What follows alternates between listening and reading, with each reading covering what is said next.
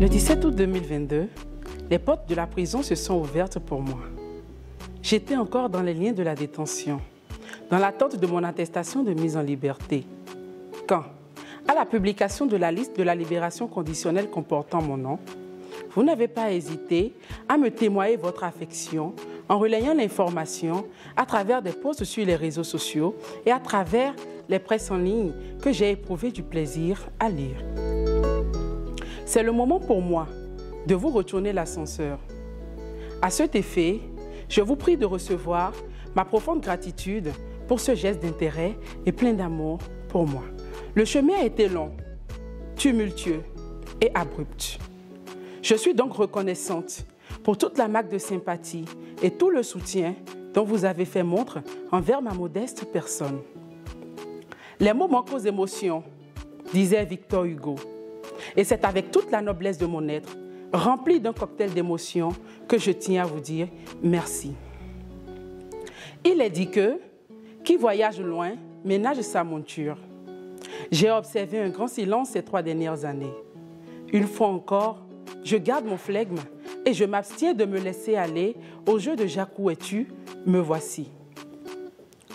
En admettant que le second nom de Dieu est le temps, je m'installe confortablement dans le fauteuil du temps, car à lui seul, il est tout.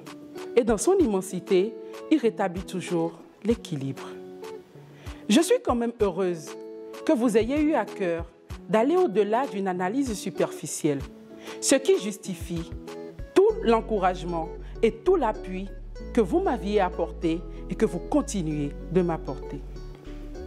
Cela me réconforte et me donne la certitude que le bilan n'est pas nul et que dans l'un ou l'autre des cas, je n'ai pas été flaccide et je n'ai non plus trahi la lutte. À l'orée de cette situation des plus corrosives, j'ai entre autres eu le choix de prendre la poudre d'escampette ou de rester, et je suis restée. Un homme beaucoup plus sage que moi m'a dit un jour que les actes définissent les hommes. Mettre les voiles était pour moi synonyme de lâcheté. D'ailleurs, que retiendrait l'histoire? Que pour la première fois où une femme a eu le génie de présider la Fédération nationale des étudiants du Bénin, elle aurait manqué de force d'âme. Retenez, camarades, que Godelaine Agwidinoukou n'a rien à cacher, car une personne qui se veut grande n'a rien à cacher de son histoire, de son passé, de ses erreurs. Mieux, les reconnaître et les assumer nous aide à devenir une meilleure version de nous-mêmes. Abraham Lincoln nous le dit clairement quand il dit « Je ne prends pas en considération un homme qui n'est pas plus sage aujourd'hui qu'il ne l'était hier. » Telle est mon aspiration. C'est pour cela que la prison, loin d'avoir été pour moi un frein, est désormais le ressort qui me permettra de bondir et de me hisser au plus haut de moi-même. Je suis là, revigorée, le cœur plein d'amour, de rêves plein les yeux et la tête pleine d'idées. Je n'oublie pas que j'ai un devoir envers moi-même, envers mes parents et envers mon pays.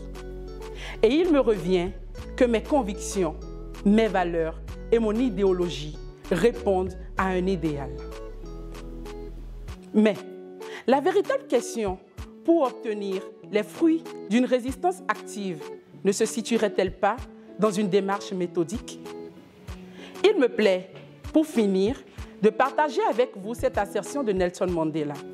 Je cite, « La liberté, sans le civisme, la liberté, sans la capacité de vivre en paix, n'est absolument pas la vraie liberté. » Fin de citation. Une fois encore, merci. Akpe, enantienoumi, fornangbei, ekouche, echeon. Dans la plénitude de sa signification, ensemble.